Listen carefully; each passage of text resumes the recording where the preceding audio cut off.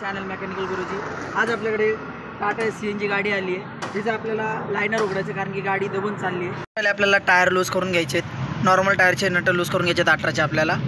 असं आपल्याला जॅक चढून घ्यायचा टायर थोडं लूज झाल्यानंतर, मग आपल्याला नट पूर्ण लूज करून घ्यायचे बाहेर। आज आपल्याला नट सगळे लूज करून घ्यायचे सगळे नट।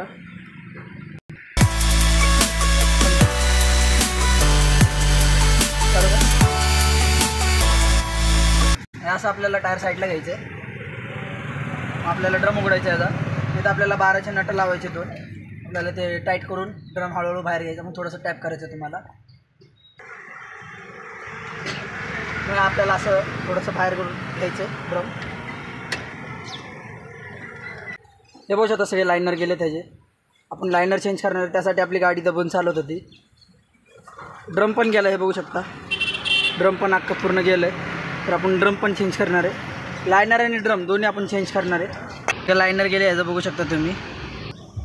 दोन्ही साईडचे लायनर पूर्ण गेले, ते बघू शकता। राईट आणि लेफ्ट साईडचं आपण उघडलं आहे।